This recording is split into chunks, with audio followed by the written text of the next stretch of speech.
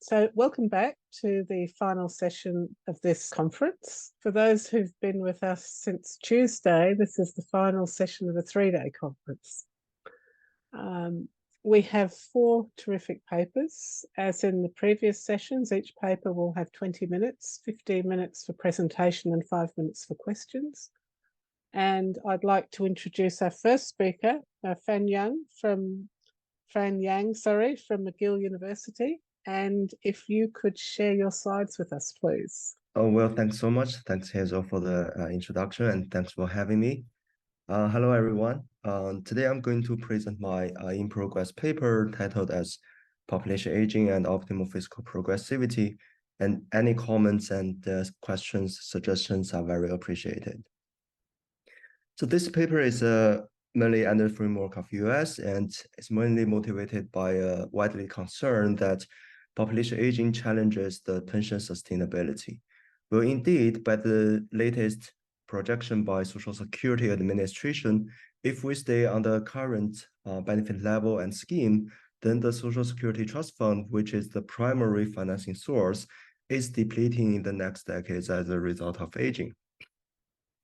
Well, on the other side, if we want to keep Social Security solvent, then the pension benefits needs to decrease by about 35%, which is a large job, and it can have distributional implication as a result of different reliance on pension across income distribution.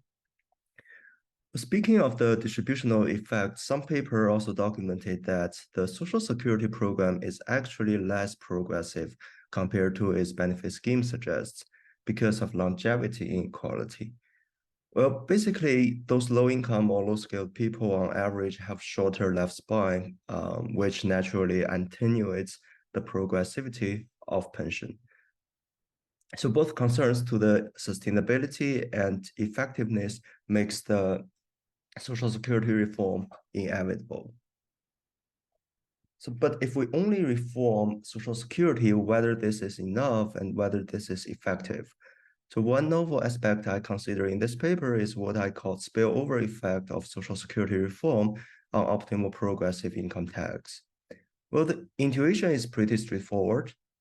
If we reform Social Security, then by its intra and intergenerational redistributive effect, it can affect agents' behaviors. For example, their labor supply and savings, and both of them are directly related to the income tax base. And we expect such spillover effects should be non-trivial because Social Security plays a very important role in the later stage of the life cycle. When the income tax changes, we expect the optimal progressivity of income tax should be different. Okay, so given these concerns and interest, the research question of this paper is, broadly speaking, what is the optimal fiscal reform facing population aging? And we can further unpack these 2 questions into 2 parts. Well, first of all, under status quo, what is the optimal fiscal reform and what are their mechanisms? And as the paper's title suggests, we are also interested in the role of aging, so which brings us to the second part. We will look at the effect of aging on altering the optimal reform pattern. Okay. So to solve this quantitative question, I use some quantitative method for sure. I developed a large-scale quantitative model with rich household heterogeneity and also realistic fiscal policy modeling. And using calibrated model, I will analyze 3 classes of Social Security revenue-neutral fiscal reform. Well, by revenue-neutral, I mean no matter how I do the reform, the Social Security revenue is fixed at the current level.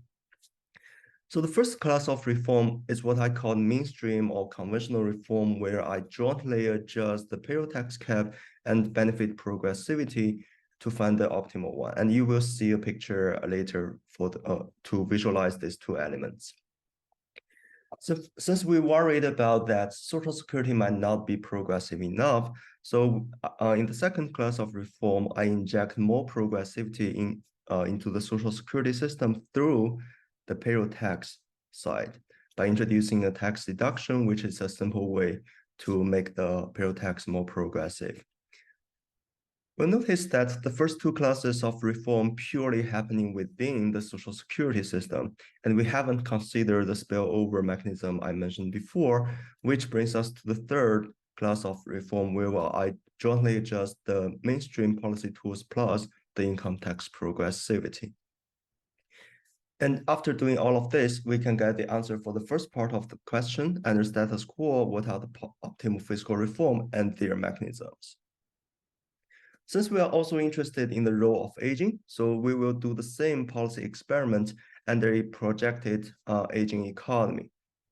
And then we can infer the role of population aging by comparing the optimal policy between the status quo and the aging economies. So for the sake of time, I cannot elaborate all the details of the model, and also I don't want lose your attention, so I didn't show any mathematical equations, but I picked some key ingredient here. So the model is mainly built on a standard general equilibrium OLG heterogeneous agent model with incomplete markets to incorporate, first of all, the scale-specific idiosyncratic productivity shock and also scale-specific age-dependent mortality risk. And both of these two stochasticity helps us to better capture the income inequality and most importantly, the longevity inequality in the real world. And since we are analyzing the fiscal reform, so we have a realistic government budget and also policy tools modeling mimics the real world counterpart. So to answer the two parts of the research question, we need two baselines. So first of all, I calibrate the baseline model to the US economy in 2010s, which serves as the baseline economy as the status quo.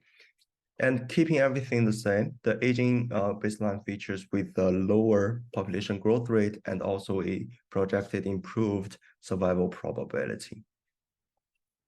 And then we can conduct the counterfactual reform and analyze reform's effect with respect to the corresponding baselines. So let's start the fiscal reform journey. And before that, let me very briefly talk about the existing Social Security. Well, the existing Social Security in US features as a pay-as-you-go scheme. It collects the payroll tax from the working age to finance the pension expenditure to the retirees. And this payroll tax features first of all a linear tax rate, linear tax, and then until a payroll tax cap. After that, it becomes a fixed level. And for the pension benefits, we can approximate using this smooth concave function where alpha 0 controls the overall benefit scale and alpha 1 controls the benefit progressivity. So in the first reform, the optimal reform features that, well, the payroll tax cap doesn't change, but the pension benefits changes from the concave to the flat one, which is much more progressive compared to the existing scenario. So how does aging changes the story? Well, aging doesn't change so much in terms of the pattern. So, but we notice that aging, since we keep the Social Security revenue fixed, but now under aging economy, there's more retirees. So on average, we need a lower benefit to balance the budget. So as we can see, the optimal pattern still holds, but now we have a lower benefit. And how does this reform changes the aggregates? Well, it turns out the aggregate response is very tiny because of the compositional effect. But for the sake of time, I cannot elaborate all of that, but I'm happy to talk more if you are interested later. So let's look at the second class of reform where we inject more progressivity into the Social Security system.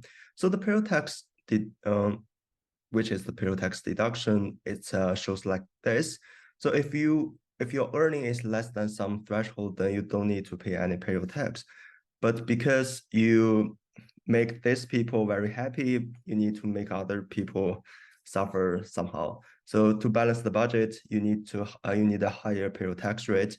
So this is what looks like as in the second fiscal reform, and the optimal payroll tax deduction is about $14,000 under status quo, and also the optimal benefit is flat again.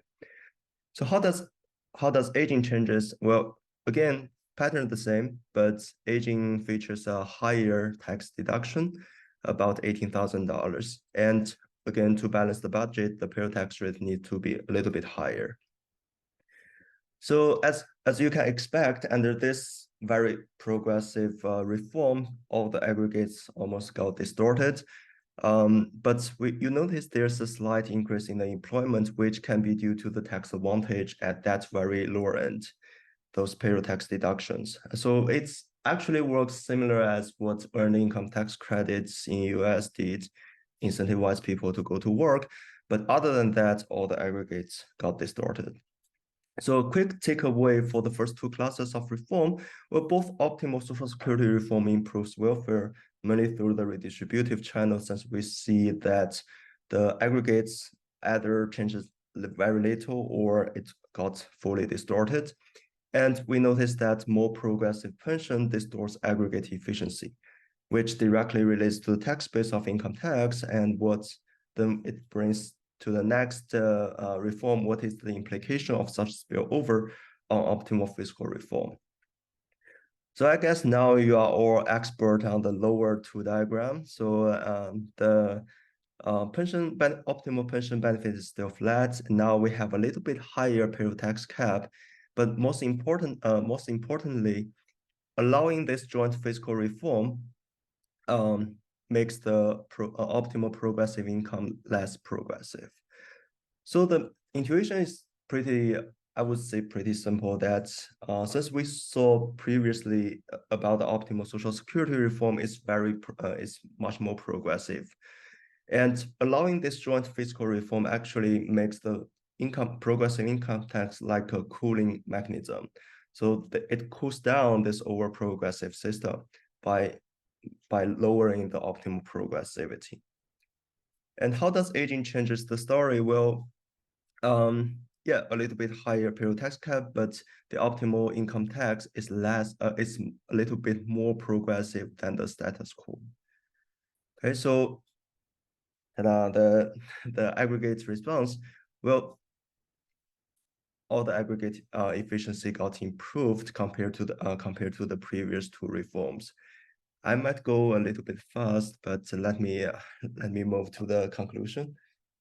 Well, the population aging is costly as projected by all the fiscal authorities, and it challenges the sustainability of the pension.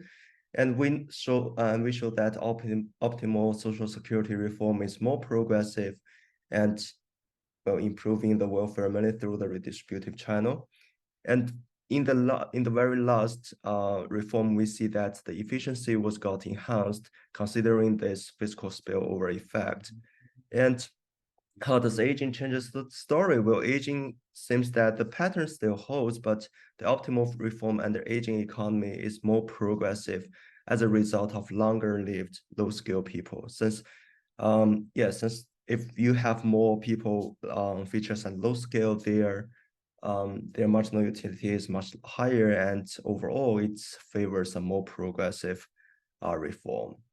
And I don't know how much time I left. It should be a lot, and that's all. Thanks so much. Okay, thank you very much. Okay, so our next presenter is Arun, who will be talking about something slightly different, dynamic allocation strategy with retirement bonds, the case of Brazil. And I guess rather than solving the Social Security deficit problem, you're solving the decumulation problem to some extent. Exactly. The failure for people to decumulate properly. Okay, so the floor is yours. Thank you so much, Hazel. And you kind of encapsulated what I've been doing for the last 25 years, which is having had no success with Social Security reform. We started to work with countries on how they could help, create better DC systems. And interestingly enough, obviously, Australia has been a pioneer in the superannuation system, but it's got more super and very little annuation. So the ideas presented here, I think, would be very applicable not only to countries like Australia, but even the Netherlands, where I was an advisor to a pension fund, and other countries as well. This is joint work with Adam Cobourg, a colleague of mine, ex-colleague of mine from the World Bank, and Alexandre Vitorino, who works for Bank Safra and actually helped get this retirement bond issued in Brazil. The paper is available on ResearchGate and SSRN, so I'm going to be flying through these slides as well, but there's more detailed analysis available for people to look at. Very quickly, the agenda today is we wanted to ask the question, what is it that people want out of retirement, and what are the challenges in achieving these goals? And Professor Merton, for the longest time, has articulated it very easily, which is people essentially want to maintain their pre-retirement lifestyle, once they get to retirement. And once you state it that way, it's a very simple goal. So for the sake of this paper, we just assume that people would want a 70% replacement rate of, let's say, average salary or even final salary. It doesn't matter so much. So my innovation was that in 2016, I'd managed defined benefit pension plans all my life. But when I got to the DC side of helping countries, including the US, address the uncovered population, we realized that there is no real risk-free asset. That is, finance theory makes bad assumptions about what the risk-free asset is, which doesn't apply to retirement. And this is something, again, Professor Merton had raised in 2014, but didn't have a solution. And so the idea of the retirement bond was to create a very simple, safe asset that was liquid, low cost, low risk, etc. And fortunately, Brazil actually issued this bond in Jan 2023. It's been a huge success, and I'll share some of the details with you, which requires absolutely no financial training because financial illiteracy is a huge problem in planning for retirement. And then we've extended this to show how, rather than these naive life cycle strategies where they change the stock bond allocation because you're a year older, and we can show that those strategies achieve absolutely nothing, neither a wealth at retirement or an income at retirement, that maybe we create something more intelligent, which is tracking your funded status or your target replacement rate, and then shifts the stock bond allocation so that you have a high probability of achieving that result. And then we just compared it to some simple strategies, and it opens the door for some more interesting research. So that's essentially the agenda for today. Very quickly, there's a survey that was done in the United States where they asked retirees, what is it that you want in retirement? And unlike finance theory, which starts with, maximize expected return for a given level of risk, what we find is that return is probably the least interesting thing for people in retirement. It's more about steady, safe retirement income with some amount of control and access and some reversibility as well. And what we find is that when it gets to retirement, it's a very complex set of issues that you have to solve. And even with my PhD in finance and 30 years of managing pension assets, my own 401k, which is a DC plan, is a mess, right? Because you got to figure out how much to save, how to invest, where to invest, how to rebalance, and then how to decumulate. And in most countries, you have a lot of people who are not even covered by pension systems. So the key question is, how do I maintain my standard of living, and how do I go about it? The problem is all the current assets available to you are very risky, which I'll show in a second. Widespread financial illiteracy. Current reports are completely useless because they tell you about the returns of various assets. And even I, as an individual, have no clue what my retirement lifestyle is going to be. So what we were saying is there a financial instrument that can convert current wealth into a retirement income that's guaranteed and in real terms?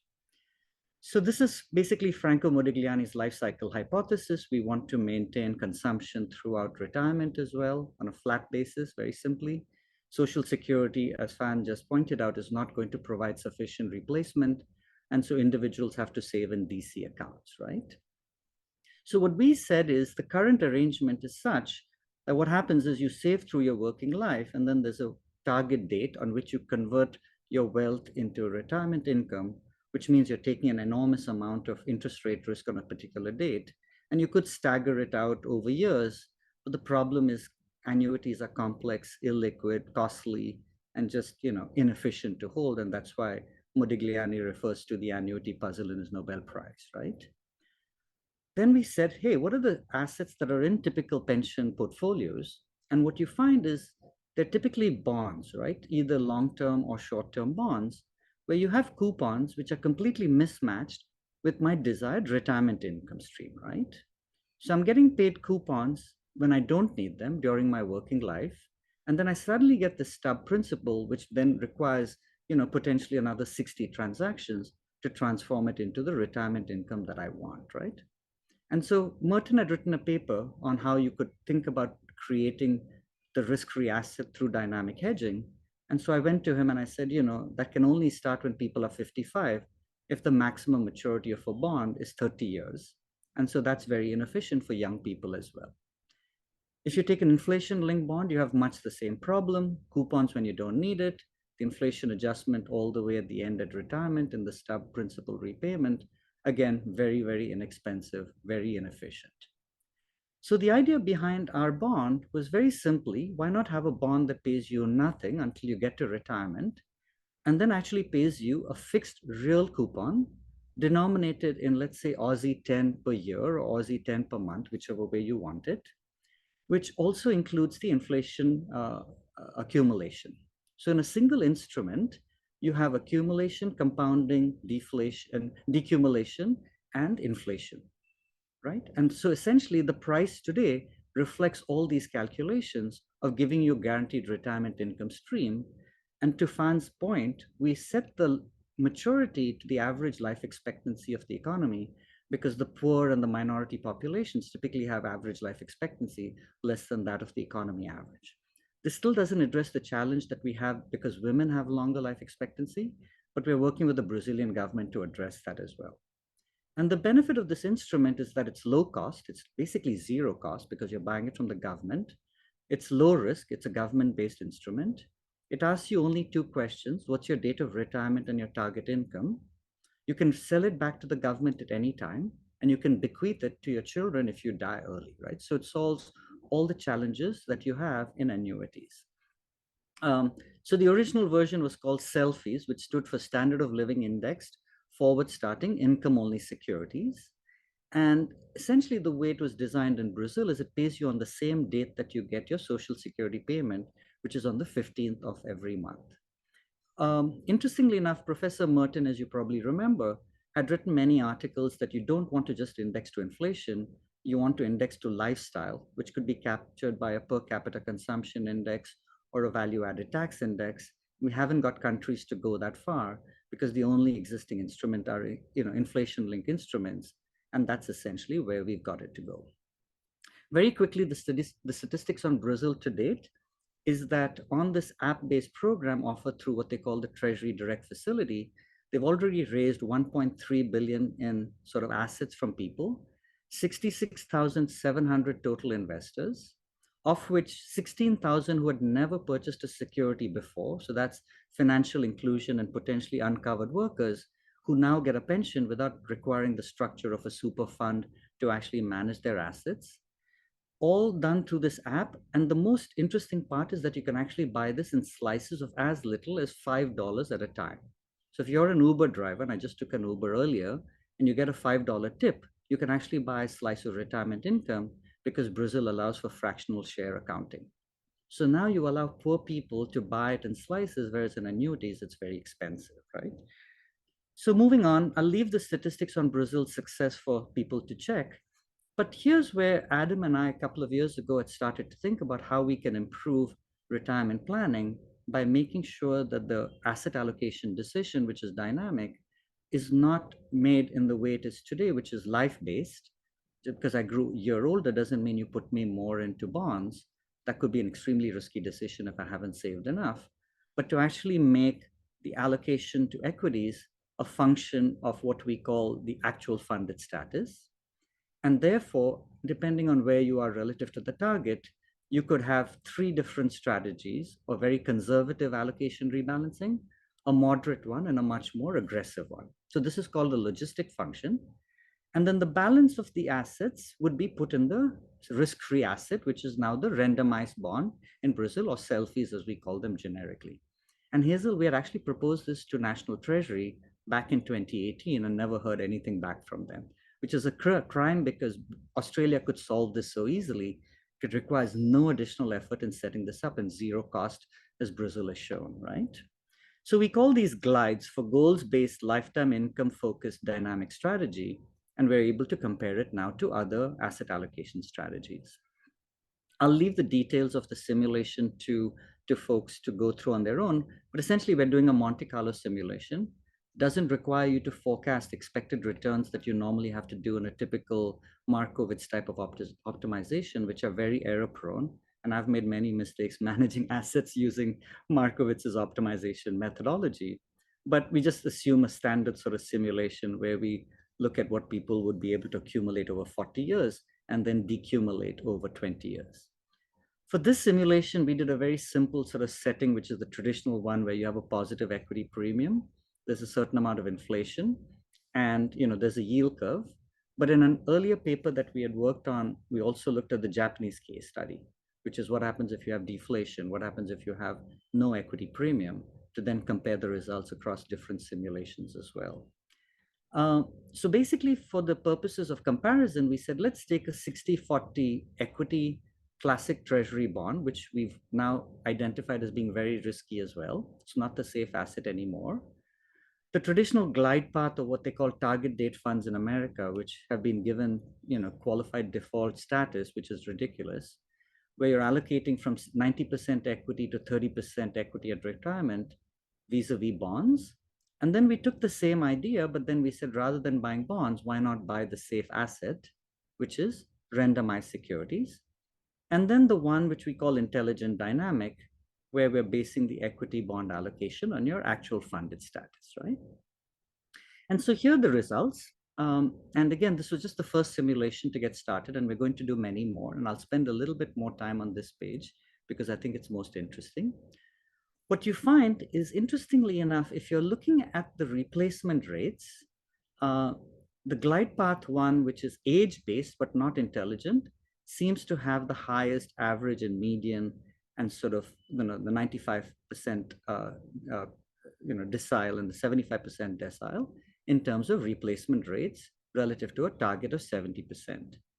But if you want to actually look at it more from a risk-adjusted perspective, because you just don't want to look at the average average replacement rate, we want to adjust it for the volatility or the shortfall taken, then you can see that this dynamic strategy actually dominates. And this case study that we did for the US sort of had very similar results as well. And if we had considered, let's say, the more aggressive strategy, then your replacement rates are going to be much higher with the intelligent dynamic, right? So what's interesting is that the traditional glide path and the equity bond allocations seem to do better at the lower end of the tail in terms of just thinking only in terms of the replacement rate. But if you then divide it by the standard deviation of the replacement rate or the 5% shortfall, then you find that this strategy dominates all the others on a risk-adjusted basis. What we plan to do in additional research, hopefully if we get the time, is to examine the Japanese case study, which we found in previous research using US data was that the dynamic strategies dominate when you have a deflationary environment and low growth as well. We would like to add another aggressive version, which, if you recall, would shift the stock bond allocation much more sort of aggressively into equities. And the third result that we showed in the earlier paper, which we'll hopefully be able to add on, is in addition to targeting the replacement rate, the question is, what's the impact on savings when you have less volatility to get to your results? And what's fascinating is actually we found that you can achieve similar replacement rates with much lower savings if you follow these dynamic intelligence strategies. So to summarize, because retirement planning is complex and current assets are very risky, the challenge is that making effective decisions becomes really a gamble. In most countries, I'm assuming in Australia too, most people are not even covered by a pension plan. So in the United States, that's as high as 50% of the people. We're definitely missing the safe asset in retirement, which matches the cash flows that we need, but are real, guaranteed, liquid, low cost, simple. Brazil has actually launched this, and we're in discussions with countries as diverse as Spain, Italy, the UK, Chile, Turkey, and even India, because they all know that this can be easily done to replace current debt, which is risky. We did a simple Monte Carlo simulation where we basically simulated just 3 high-level parameters. And what we were able to show is that at the end of the day, these dynamic strategies seem to have the best risk-adjusted outcome. And hopefully this leads to more financial innovation among asset managers who can use this product and then create much better results-based outcomes, as opposed to just charging fees for naively changing your allocation from stocks to bonds because you age by 1 year. And I'll stop with that and open it up for questions, because I think I covered a lot of material very quickly as well. Okay, thank you very much, Arun. Our final presenter tonight is Eduard Pons, who is both a professor at Tilburg. I'm happy to talk this session about public pension plans, especially the allocation of longevity gains. This is joint work with Bram Groenewoud, and he's also associated at Tilburg University. Now, let's move on. Often, longevity increase is seen as a threat, and especially when you look to this graph, you see the increase in dependency ratio. That is the expression of that threat for sustainability of public pension plans. But what we do in this paper is that longevity increases can also be seen as a gain for past, current, and future generations, in the way that they will get a higher return for pay-as-you-go plans due to the ever increasing longevity gains. And why is that so? When you are working, you have to pay for the retirees at that moment. But at the moment that you are going with retirement, then the period that you are in retirement will be longer than the retirement period of your predecessors, and that gives a gain that you receive longer than you will pay contributions. And an important variable is the path of the retirement age. Does it stick? Does it stagger, or will it increase in line with life expectancy? This is the background, and what do we want to know? It's a classic result from the literature that the main driver of the return of public pension plans is the growth rate of the economy. And what we do in the paper is to look what the impact is of longevity growth rate on the return from public pension plans. And we will also take to the role of the formal retirement age, and are we able to detect that gain, the longevity gain, from the evidence of the different countries. What do we do in the paper? First of all, we have an analytical model and an overlapping generation model. We have stable growth rates for the population, for wages and life expectancy, and then you can show that the return of a pay-as-you-go is indeed the sum of the growth rate of GDP, growth rate of the economy, plus a component that is related to the growth rate of life expectancy. And it all depends on the term gamma. And the gamma is related to policy choices. You have two corner points for gamma. First of all, gamma is 1. Then that is the case when you have a fixed retirement age. Retirement age does not respond to the increase in life expectancy. Then you see that the growth rate of life expectancy translates 1-to-1 in an increase of the return on pay-as-you-go. But in the case when gamma is 0, then it is so that the working period or retirement age increases with the growth in life expectancy, and then the growth rate of life expectancy does not add anything to the return of pay-as-you-go. Now, next to the analytical model, we have an empirical analysis. We have 17 OECD countries, and for the cohorts born in the period 1935 to 1990, we will calculate the return they get from the public pension plan in their country, and we split up the return in its components. So, and what do we add to the literature? We provided empirical analysis of the impact of life expectancy on the return of pay-as-you-go. We construct a data set from public data sets available worldwide, and that took some effort, but we came up with that data set. And this is a recent update of the internal rate of return studies. And to our knowledge, the latest report of internal rates of return from pay-as-you-go for different countries was done by Disney already in 2004. Now, what are main findings? The main driver of the internal rate of return is the growth rate of GDP. We see the longevity is a gain, and it's depending on the settings of the pension plans, it varies between 0.10 and 0.30 percentage point. We also define in the paper a fair rule, and that implies that the longevity increases, longevity gain is allocated proportional over the work period and the pension period. And if you apply the fair rule, then the fair rule warrants a long-term sustainability of public pension plans in the form of stable dependency ratios and stable contribution rates. And when the fair rule would have been applied in the post-war period, say as of 1960, then the internal rate of returns will fall back with, on average, 0.5 percent point. Now, skip this slide. The construction of the data set.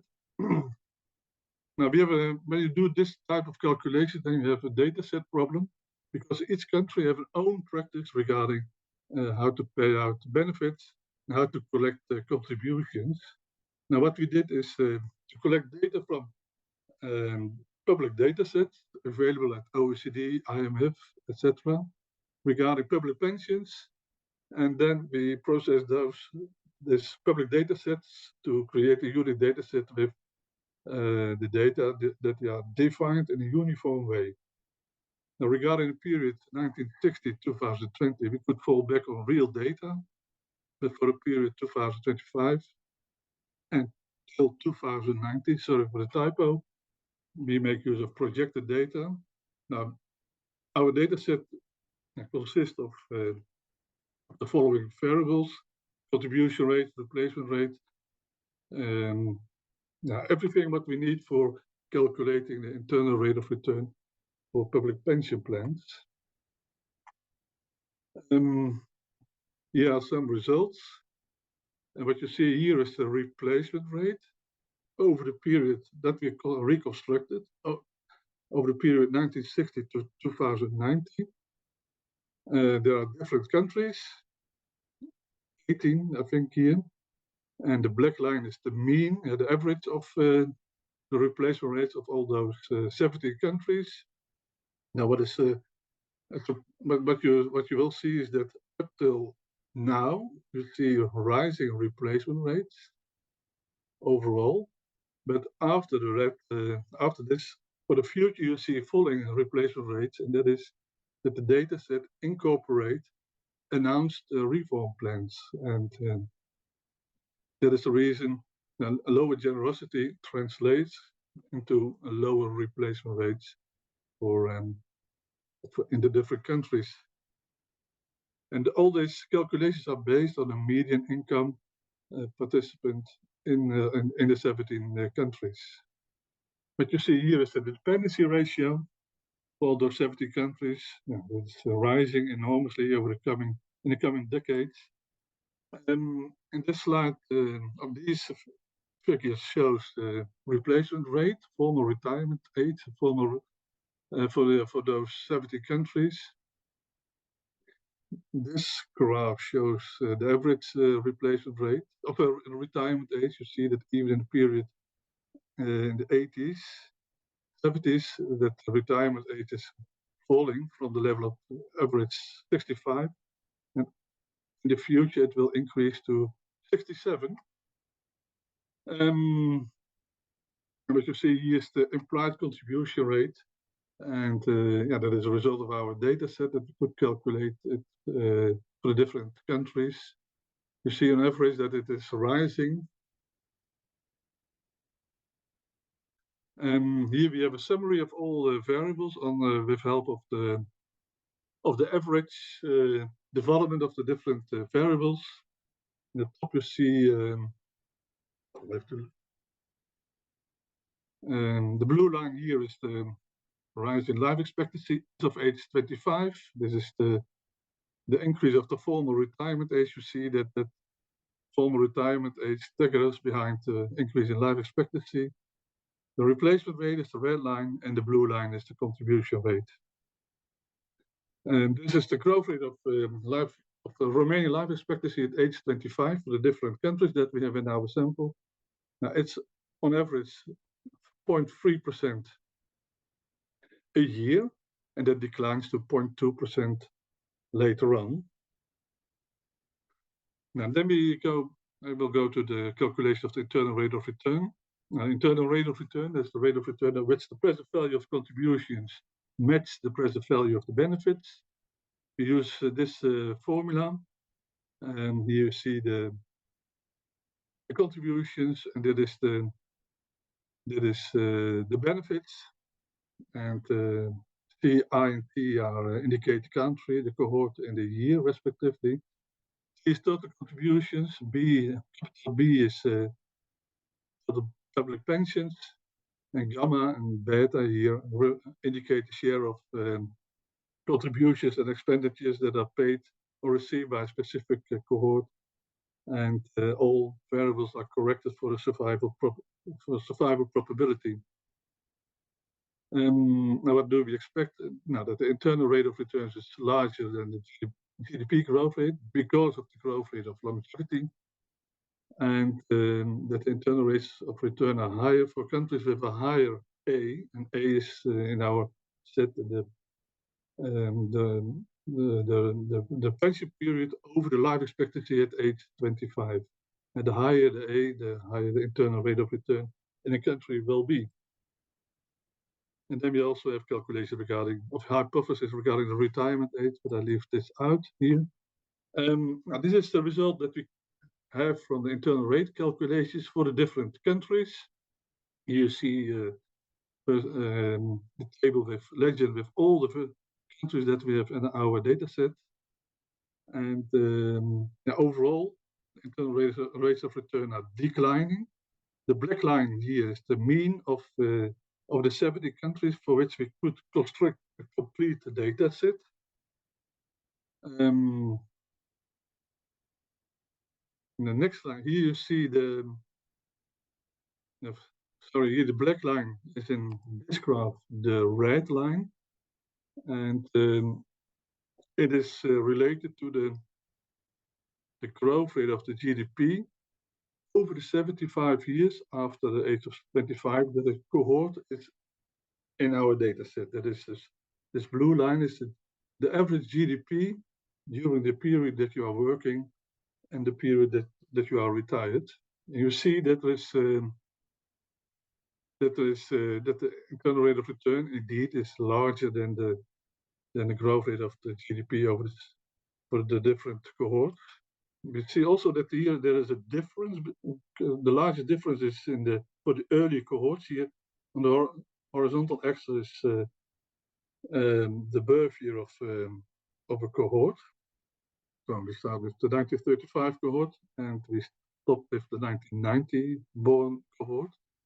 And these cohorts, the early cohorts, have a very large difference between the internal rate of return and the GDP growth, and that is because in the beginning there was a low generosity of public pension plans. So those early cohorts, early workers need to pay low contributions, but the replacement rate improves later generally over their working period and were high during their retirement rate. So they get a very good deal for the contributions they have paid. But later on,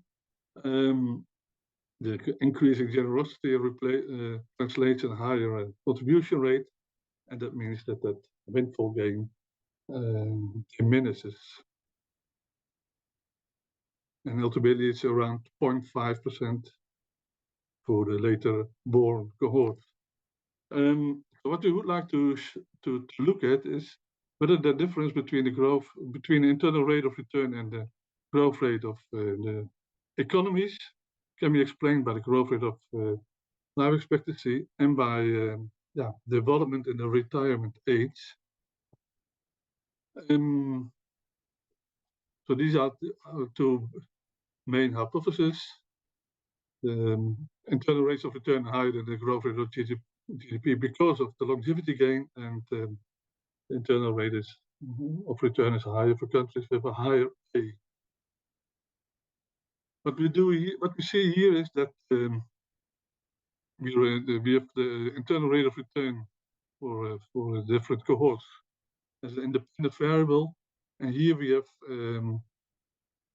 Let me first explain that we have 216 observations, and the 216 observations, that is the 17 plus 1, and the 1 is the average of the 70 countries, times 12 cohorts. We calculate the internal rate of return in each country for 12 cohorts, and those cohorts are the cohorts born in 1935, 1940, and go up to 1985 and 1990.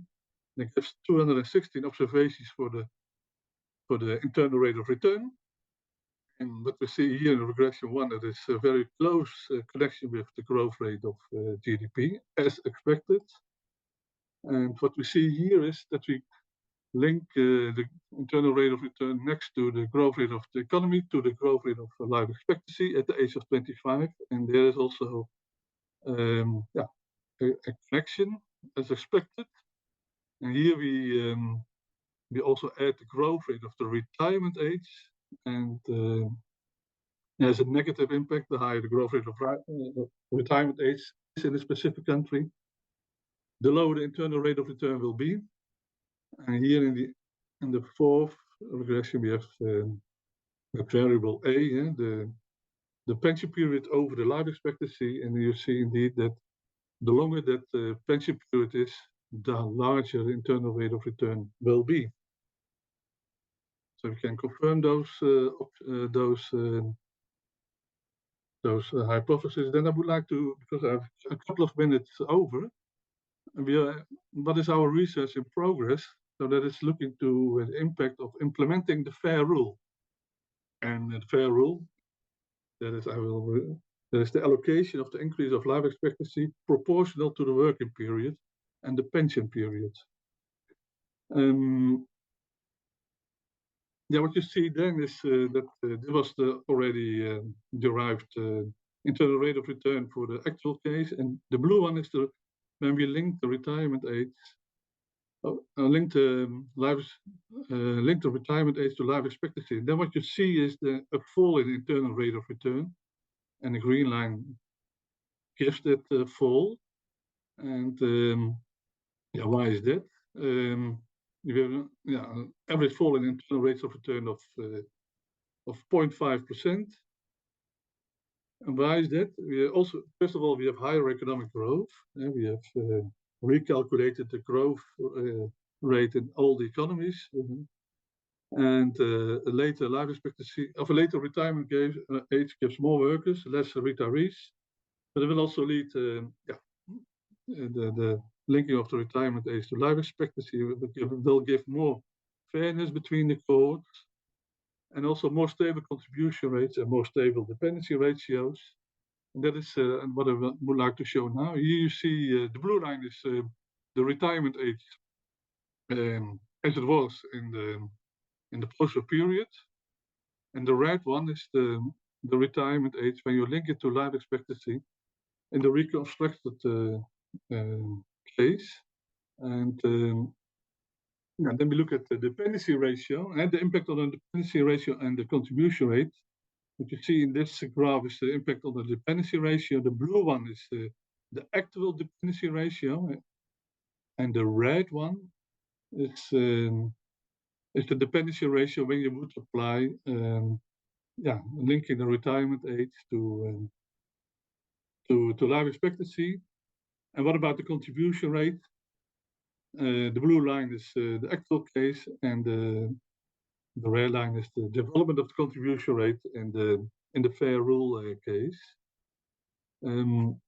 So that is. Let me go back to the main findings. This is what we. This is what we have seen in the slides so far. So thank you for your attention, and I'm happy to answer your questions if there is any. I would like to thank all the speakers in the final session that I've chaired, but also all the speakers who've been presenting all day. As I said at the beginning, we have people from 9 countries and 4 continents across 15 papers. And the aim that we have at the International Pension Research Association is to build a community, a world community of pension researchers. And I think tonight or today has been a terrific example of that. So thanks very much for your participation. This is co-hosted by IPRA, and we will have a series of events next year. And because you've attended today, you will also get notification of what's happening next year. I would like to thank all the speakers, everyone who's participated and made comments, and also Silke from CEPAR, who's put all of this together. So thanks very much, and I hope to see you online again next year. Okay, thank you.